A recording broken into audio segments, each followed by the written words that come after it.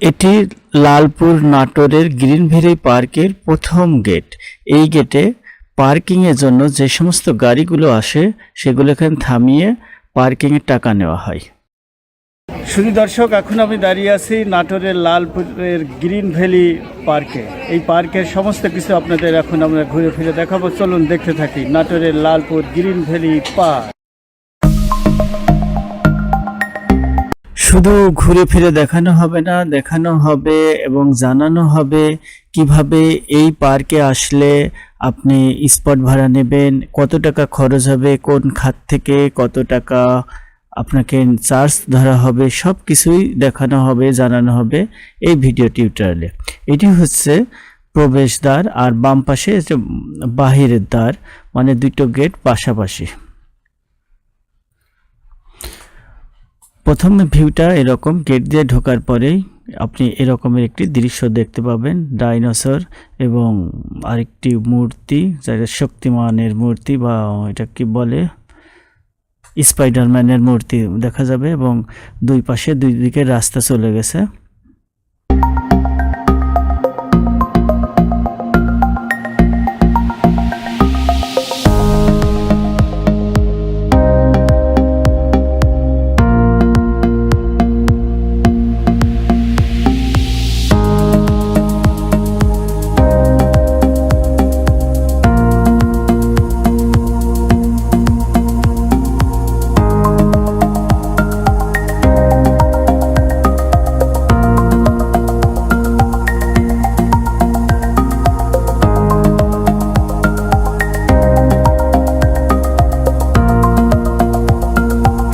বনলতা সেন, রানী ভবানী, উত্তর গণভবন, চলনবীর, মিনি কক্সবাজার, পাটুল আর কাঁচাগোলার জন্য আগে থেকেই দেশবাসীর কাছে বিখ্যাত হয়ে আছে নাটোর।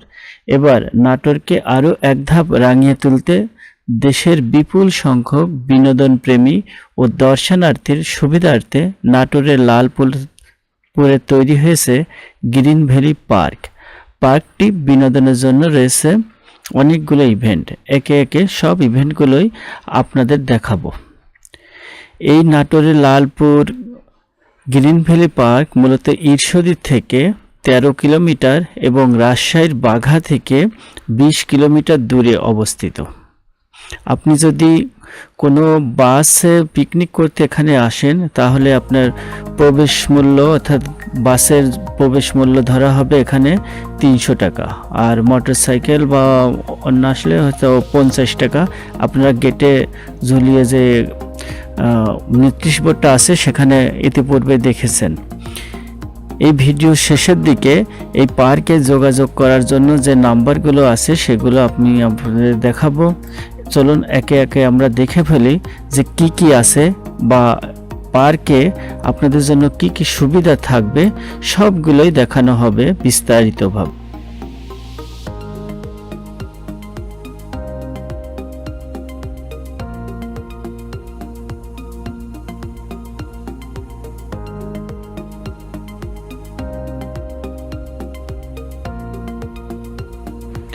এটি হচ্ছে ডলফিন। ডলফিনের পাশে আছে ঝাউবন। ঝাউবনগুলো সাধারণত কক্সবাজার সমুদ্র উপকূলে বা কক্সবাজারের সি বিচে দেখা যায়। সাধারণত কোনো পার্কে এ ধরনের ঝাউবন সৃষ্টি করেছে বলে আমার জানা নেই। এইটি একটি ব্যতিক্রমধর্মী উদ্যোগ নিয়েছে গ্রিন ভ্যালি পার্ক কর্তৃপক্ষ।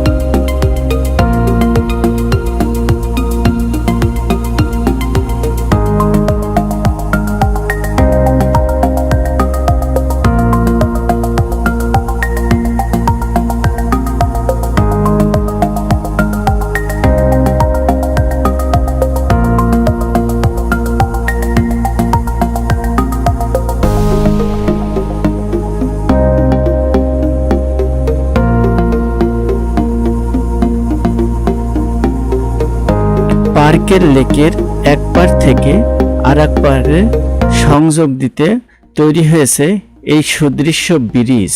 ব্রিজটা দেখতে খুব চমৎকার। এরকমের দুটো ব্রিজ রয়েছে এই পার্কে।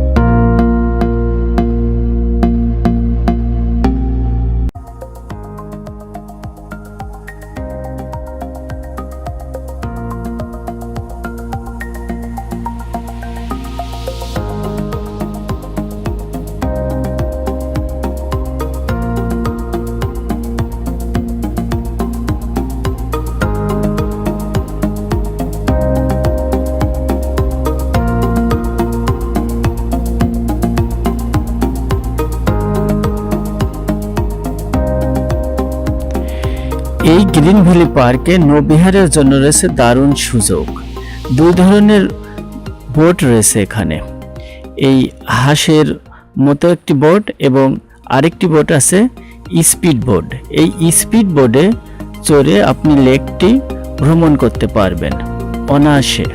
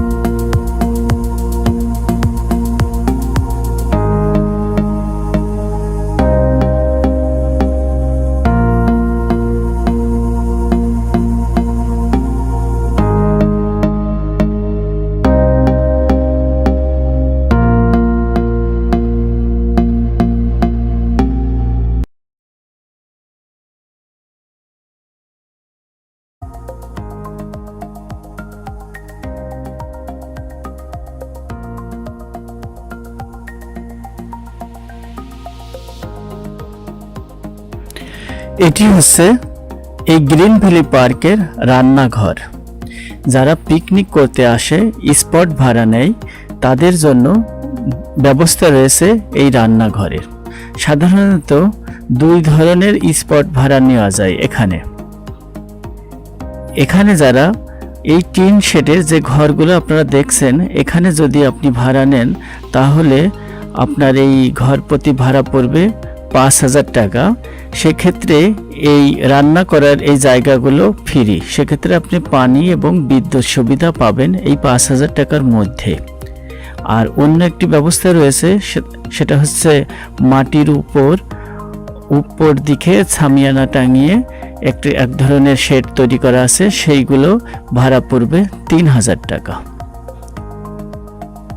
এই যে দেখতে পাচ্ছেন এই টিন শেডগুলোর এক একটা টিন শেডের আপনার ভাড়া ধরা হয় 5,000 টাকা।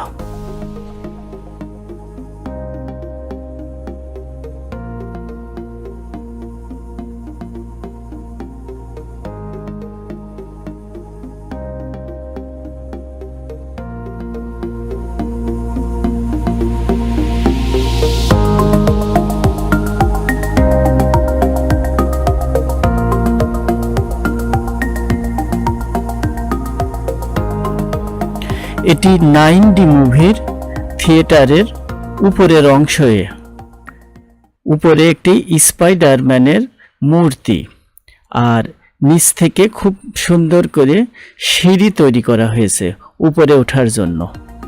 উপর থেকে এই গ্রিন ভ্যালি পার্কের এই অংশটি খুব চমৎকার দেখা যায়।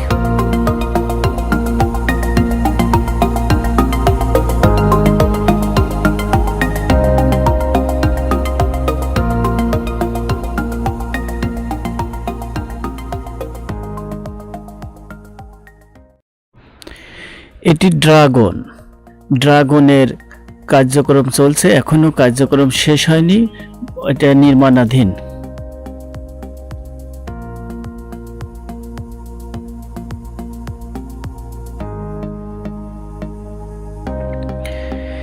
এটি ট্রেন ভ্রমণ করার জন্য ট্রেন লাইনের উপর দিয়ে খুব সুন্দরভাবে ট্রেন চলে আসছে, সেটা আপনারা এখন দেখছেন।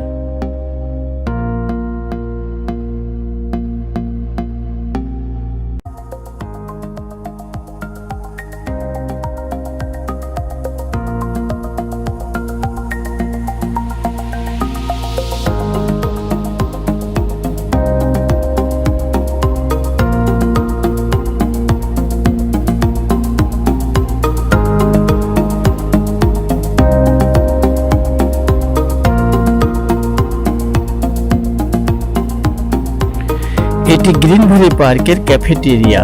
যারা রান্না করা ঝামেলা করতে চান না, তারা অনায়াসে এখানে অর্ডার দিয়ে রান্নার কাজটা সেরে নিতে পারেন। ভিডিও ডেসক্রিপশনে এই রান্নাঘরের মোবাইল নাম্বার দেওয়া থাকবে, আপনারা ওখান থেকে ফোন করে জেনে নিতে পারবেন কিভাবে অর্ডার দিবেন।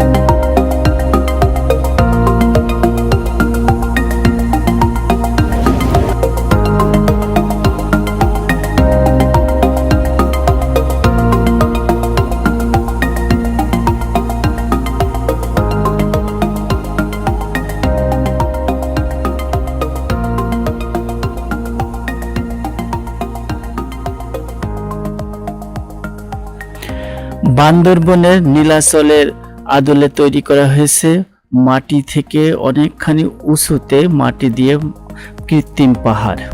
এই পাহাড়টি থেকেও আপনি এই গ্রিন ভ্যালি পার্কের সৌন্দর্য উপভোগ করতে পারবেন।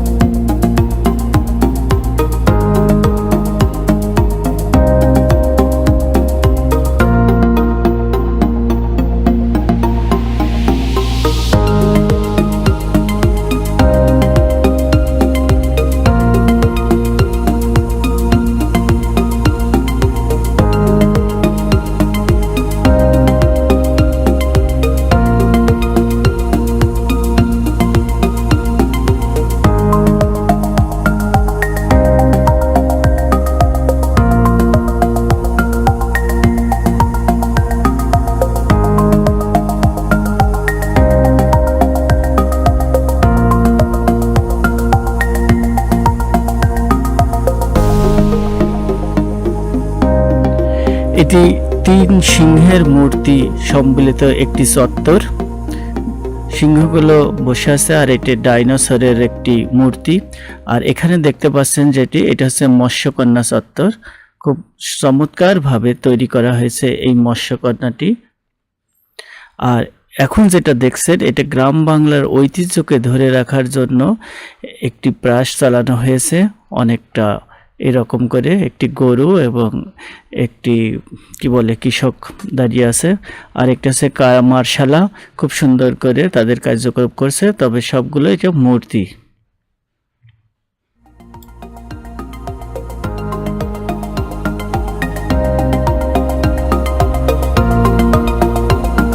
কৃত্রিম পাহাড় এবং কৃত্রিম ঝর্ণাও আছে এখানে। এই ঝর্ণার পানিগুলো পাথরের উপর দিয়ে প্রবাহ হয়ে শেষ পর্যন্ত লেকে গিয়ে পৌঁছায়। দেখতে বেশ সুন্দর লাগে।